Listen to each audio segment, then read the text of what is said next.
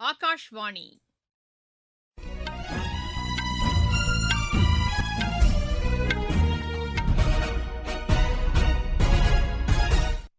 செய்திகள் வாசிப்பவர் சுமித்ரா ரத்னம். தலைப்புச் செய்திகள்: நாடு முழுவதும் சாலை கட்டமைப்பு வசதிகள் தொடர்ந்து மேம்படுத்தப்பட்டு வருவதாக பிரதமர் திரு நரேந்திர மோடி கூறியுள்ளார். தூய எரிசக்தி பயன்பாட்டிற்கு ஊக்கமளிக்கப்பட்டு வருவதாக மத்திய அரசு தெரிவித்துள்ளது. தமிழகத்தில் 18,600 கோடி ரூபாய் மதிப்பிலான 3 திட்டங்களை செயல்படுத்துவதற்கான ஒப்பந்தம் இன்று கையெழுத்தானதாக மாநில அரசு கூறியுள்ளது. தென்மேற்கு பருவமழை கேரளத்தில் இன்று தொடங்கியது. உலக யோகாசன சாம்பியன் போட்டி இன்று அகமதாபாத்தில் தொடங்குகிறது. இனி விரிவான செய்திகள். நாடு முழுவதும் சாலை கட்டமைப்பு வசதிகளை மத்திய அரசு தொடர்ந்து மேம்படுத்தி வருவதாக பிரதமர் திரு நரேந்திர மோடி கூறியுள்ளார். சமூக வலைதளத்தில் இதனை தெரிவித்துள்ள அவர், பீகார், ஒடிஷா, தெலங்கானா மாநிலங்களின் சாலை மேம்பாட்டு பணிகளுக்கு மத்திய அமைச்சரவை ஒப்புதல் அளித்துள்ளதை சுட்டிக்காட்டியுள்ளார். இதன் காரணமாக அந்த மாநிலங்களில் போக்குவரத்து வசதி மேம்படும் என்றும், விவசாயிகள், மாணவர்கள், பெண்கள் மற்றும் இளையோர் பயனடைவார்கள் என்றும் திரு நரேந்திர மோடி தெரிவித்துள்ளார். அரசுமுறை பயணமாக புதுதில்லி வந்துள்ள வெனிசுலாவின் தற்காலிக அதிபர் செல்வி டெல்சி ரோட்ரிகஸை வெளியுறவு அமைச்சர் டாக்டர் ஜெய்சங்கர் இன்று சந்தித்து பேசினார். வெனிசுலா அதிபரின் இந்திய பயணம் இரு நாடுகளுக்கு இடையேயான நல்லுறவை மேலும் வலுப்படுத்தும் என்று பின்னர் சமூக வலைதளத்தில் வெளியிட்டுள்ள பதிவில் டாக்டர் ஜெய்சங்கர் தெரிவித்துள்ளார். தூய எரிசக்தி பயன்பாட்டிற்கு ஊக்கமளிக்கப்பட்டு வருவதாக பெட்ரோலியத்துறை அமைச்சர் திரு ஹர்தீப் சிங் புரி கூறியுள்ளார். சமூக வலைதளத்தில் இதனை தெரிவித்துள்ள அவர், 20% எத்தனால் கலந்த பெட்ரோலில் இயங்கும் இருசக்கர வாகனம் அறிமுகப்படுத்தப்பட்டுள்ளதை சுட்டிக்காட்டியுள்ளார். இதுபோன்ற நடவடிக்கைகள் கச்சா எண்ணெய் இறக்குமதியை வெகுவாக குறைக்க உதவிடும் என்றும் திரு ஹர்தீப் சிங் புரி தெரிவித்துள்ளார். நீதிமன்றங்களில் உள்ள வழக்குகளை பைசல் செய்வதற்கான கால வரம்பினை நிர்ணயம் செய்ய உத்தரவிடக் கோரி தாக்கல் செய்யப்பட்ட மனுவினை விசாரணைக்கு ஏற்றுக்கொள்ள உச்சநீதிமன்றம் மறுத்துள்ளது. நீதிபதிகள் திரு விக்ரம்நாத், திருமதி வி மோகனா அமர்வு இன்று இதற்கான உத்தரவினை பிறப்பித்தது. இந்த மனு விசாரணைக்கு உகந்தது அல்ல என்றும் அதில் குறிப்பிடப்பட்டுள்ளது.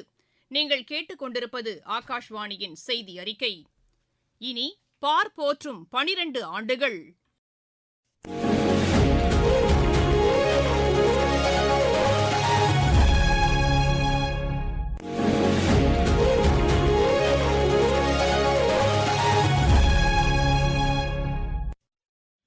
பிரதமர் திரு நரேந்திர மோடி தலைமையிலான மத்திய அரசு கடந்த 12 ஆண்டுகளாக பல்வேறு சீர்திருத்த நடவடிக்கைகளை மேற்கொண்டு வருகிறது. ஏழை, விவசாயிகள், மகளிர் மற்றும் இளையோர் நலனுக்கான பல்வேறு திட்டங்கள் செயல்படுத்தப்பட்டுள்ளன. துறை வாரியாக அரசின் சாதனைகளை விளக்கும் தொகுப்பில் இன்று இடம்பெறுகிறது தொழில்துறை வளர்ச்சி. தொழில்துறையின் வளர்ச்சிக்காக மத்திய அரசு பல்வேறு சீர்திருத்த நடவடிக்கைகளை மேற்கொண்டுள்ளது. இதன் காரணமாக தொழில் புரிவது எளிதாக்கப்பட்டதோடு முதலீட்டாளர்களின் நம்பிக்கையையும் பெற்றுள்ளது. உலக அளவில் முதலீட்டிற்கு உகந்த நாடாக இந்தியா உருவெடுத்துள்ளது என்றால் அது மிக அல்ல. புத்தொழில்களை ஊக்குவிப்பதற்காக கடந்த 2016ஆம் ஆண்டு தொடங்கப்பட்ட திட்டத்தின் மூலம் அந்த நிறுவனங்களின் எண்ணிக்கை 2,23,000 அதிகரித்துள்ளது. வருமான வரியை இணையதளம் வாயிலாக செலுத்துவதற்கான நடவடிக்கைகளும் எளிதாக்கப்பட்டன. 2017ஆம் ஆண்டு சரக்கு மற்றும் சேவை வரி அறிமுகப்படுத்தப்பட்டது. அது தொடர்பான சீர்திருத்தங்களும் கடந்த செப்டம்பர் மாதம் அறிவிக்கப்பட்டது. இந்த சீர்திருத்த நடவடிக்கை வரி செலுத்தும் நடைமுறையை எளிதாக்கியுள்ளதோடு நிர்வாகத்தில் வெளிப்படைத்தன்மையை உறுதி செய்துள்ளதாக கூறுகிறார் சென்னையைச் சேர்ந்த பட்டய கணக்காளர் திருமதி புவனேஸ்வரி. ஜிஎஸ்டி ஒரே ஒரு வரியில சொல்லணும் அப்படின்னா, ஒரே நாடு ஒரே வரி, அது ஒன் நேஷன் ஒன் டாக்ஸ் அப்படின்னு நம்ம சொல்லுவோம். பல மறைமுக வரிகளை மாற்றி இன்னைக்கு ஒருங்கிணைந்த ஒரே ஒரு வரி முறையை உருவாக்குனதுதான் இந்த ஜிஎஸ்டி. இப்ப நம்ம நாடு முழுசும் ஒரே மாதிரியான நடைமுறைகளை நம்ம ஃபாலோ பண்ண ஆரம்பிச்சிருக்கோம். இதனால பிசினஸ் பண்றது நம்ம கண்ட்ரில ரொம்ப சிம்பிளிஃபைடா இருக்கிற ஒரு விஷயமா இன்னைக்கு மாறி இருக்கு. ஜிஎஸ்டி 2.0 செப்டம்பர் 2025ஆம் ஆண்டு கொண்டு வந்த ஒரு ரிஃபார்ம். இந்த ரிஃபார்ம்ல நாட்டு மக்கள் அன்றாடம் யூஸ் பண்ணக்கூடிய பொருட்கள், அத்தியாவசிய தேவையான பொருட்கள் எல்லாத்துக்குமான வரிகளை இந்த ரிஃபார்ம்ல குறைச்சிருக்காங்க. இதுக்கு முன்னாடி மல்டிபிள் டாக்ஸ் ஸ்ட்ரக்சர் அப்படிங்கிற கான்செப்ட்ல நமக்கு 4 வகையான வரிகள் இருந்தது. அதை இன்னைக்கு 2 வரிகளா மாத்தி அமைச்சிருக்காங்க. இந்த 2.0 ரிஃபார்ம்ல முக்கியமா ஃபோக்கஸ் பண்ணது தொழில்நுட்பம் மற்றும் டிரான்ஸ்பரன்சி. அப்போ நம்ம டிஜிட்டல் டெக்னாலஜி இன்னைக்கு இருக்கிற அந்த ஏரால டிஜிட்டல் டெக்னாலஜி எவ்வளவு இம்பார்ட்டன்ட் அப்படிங்கறது அந்த 2.0ல நம்ம பார்க்கலாம். அதே சமயம் இந்த டிரான்ஸ்பரன்சியை கொண்டு வந்ததுனால இந்த டாக்ஸ் அவாய்டன்ஸ், வரி ஏய்ப்பு அப்படிங்கறதும் அதிக அளவுல குறைஞ்சிருக்கிறத நம்ம இன்னைக்கு பார்க்கலாம். சிறு குறு தொழில்துறையின் வளர்ச்சியிலும் மத்திய அரசு கவனம் செலுத்தியது. இதற்கான இணையதளத்தில் 8 லட்சத்திற்கும் மேற்பட்டோர் இணைந்துள்ளனர். அரசின் கொள்முதல் நடவடிக்கைகளும் டிஜிட்டல் மயமாக்கப்பட்டதன் மூலம் வெளிப்படைத்தன்மை உறுதி செய்யப்பட்டது. தொழில்நுட்பம், சீர்திருத்தம், நம்பிக்கை அடிப்படையிலான நிர்வாகம் போன்றவற்றின் மூலம் தொழில்துறை வளர்ச்சியில் வீறு நடை போடுகிறது.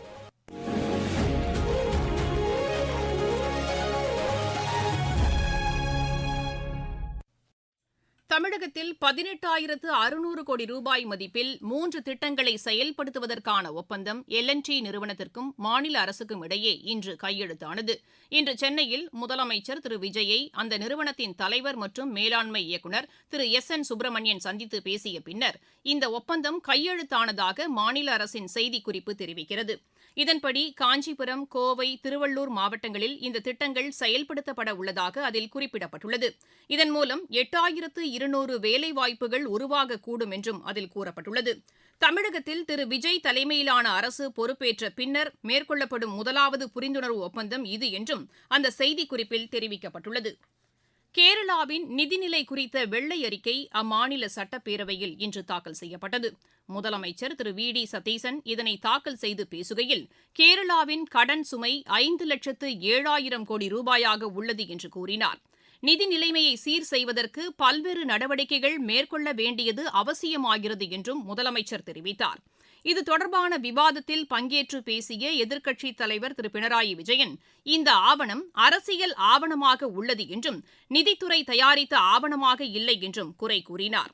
இதனை மறுத்த முதலமைச்சர், வெள்ளை அறிக்கையை முழுமையாக ஆய்வு செய்யாமல் எதிர்க்கட்சித் தலைவர் இக்கருத்தை தெரிவிப்பது ஏற்புடையது அல்ல என்றார். முதலில் வெள்ளை அறிக்கையை படித்துவிட்டு கருத்து தெரிவிக்குமாறும் திரு V.D. சதீசன் கூறினார். பீகார் மாநிலத்தில் தனியார் மருத்துவமனையின் தீவிர சிகிச்சை பிரிவில் நேரிட்ட தீ விபத்தில் 3 பேர் உயிரிழந்தனர். முசாஃபர்பூர் மாவட்டத்திற்குட்பட்ட பகுதியில் செயல்பட்டு வந்த இந்த மருத்துவமனையில் இன்று அதிகாலை இந்த விபத்து நேரிட்டதாக காவல்துறையினர் தெரிவித்தனர். இந்த தீ விபத்துக்கான காரணம் குறித்து உயர்நிலை விசாரணைக்கு உத்தரவிடப்பட்டுள்ளதாக பீகார் அரசு தெரிவித்துள்ளது. மிசோரம் மாநிலத்தின் 9 இடங்களில் அமலாக்கத்துறையினர் சோதனை மேற்கொண்டு வருகின்றனர். மியான்மரை ஒட்டிய எல்லைப் பகுதியில் இந்த சோதனை நடைபெற்று வருவதாக எமது செய்தியாளர் தெரிவிக்கிறார். சட்டவிரோத பண பரிமாற்ற தடை சட்டத்தின் கீழ் இந்த நடவடிக்கை மேற்கொள்ளப்பட்டு வருவதாக அவர் மேலும் கூறுகிறார். புகையிலை பொருட்களை கடத்துவது தொடர்பான புகாரின் அடிப்படையில் பல்வேறு வழக்குகள் பதிவு செய்யப்பட்டுள்ளன. இலங்கையில் முதியோர் காப்பகத்தில் நேரிட்ட தீ விபத்தில் 11 பேர் உயிரிழந்தனர், 7 பேர் காயமடைந்தனர். கொழும்பு அருகே உள்ள காப்பகத்தில் தீ விபத்து நேரிட்டபோது 72 பேர் அதில் இருந்ததாகவும் இதன் காரணமாக உயிரிழப்பு அதிகரிக்கக்கூடும் என்று அஞ்சப்படுவதாகவும் எமது செய்தியாளர் தெரிவிக்கிறார். விபத்துக்கான காரணம் குறித்து காவல்துறையினர் விசாரணை மேற்கொண்டு வருவதாகவும் அவர் மேலும் கூறுகிறார். கேரளத்தில் தென்மேற்கு பருவமழை இன்று தொடங்கியது. கேரளத்தில் வழக்கமாக ஜூன் 1ஆம் தேதி தொடங்கும் இந்த பருவமழை 3 நாட்கள் தாமதமாக தொடங்கியுள்ளதாக வானிலை ஆய்வு மையம் கூறியுள்ளது. உலக யோகாசன சாம்பியன் போட்டி இன்று அகமதாபாத்தில் தொடங்குகிறது. முதல் முறையாக நடைபெறவுள்ள இப்போட்டியில் இந்தியா, அமெரிக்கா, கானா, கென்யா, மலேசியா, இலங்கை, உஸ்பெகிஸ்தான் உள்பட 60 நாடுகளைச் சேர்ந்த 400க்கும் மேற்பட்டோர் பங்கேற்கின்றனர். உலான்பாட்டார் ஓபன் மல்யுத்த சாம்பியன் போட்டியில் இந்தியாவின் சச்சின் ஷெராவத் அரையிறுதிக்கு முன்னேறியுள்ளார். ஆடவர் 67 கிலோ எடைப்பிரிவு காலிறுதி ஆட்டத்தில் அவர் 8-5 என்ற புள்ளிக்கணக்கில் மங்கோலியாவின் ஆட்கொனேசன் செரன்பட்சேகை வென்றார். 87 கிலோ எடைப்பிரிவில் சுனில்குமாரும் அரையிறுதிக்கு தகுதி பெற்றுள்ளார். ஆசிய ஓஷியானா மல்யுத்த சாம்பியன் போட்டி வியட்நாமில் இன்று தொடங்குகிறது. ஆப்கானிஸ்தானுக்கு எதிரான ஒருநாள் கிரிக்கெட் போட்டித் தொடரில் காயம் காரணமாக விராட் கோலி பங்கேற்க மாட்டார் என்று அறிவிக்கப்பட்டுள்ளது. 3 போட்டிகளை கொண்ட இந்த தொடரின் முதலாவது ஆட்டம் வரும் 13ஆம் தேதி தரம்ஷாலாவில் நடைபெறவுள்ளது. கிரிக்கெட் கட்டுப்பாட்டு வாரியத்தின் உயர்நிலை குழு கூட்டம் காணொலி வாயிலாக இன்று நடைபெறுகிறது. 2020 கிரிக்கெட் போட்டிக்கான கேப்டனை தேர்ந்தெடுப்பது குறித்து இதில் விவாதிக்கப்பட உள்ளது. மீண்டும் தலைப்புச் செய்திகள்.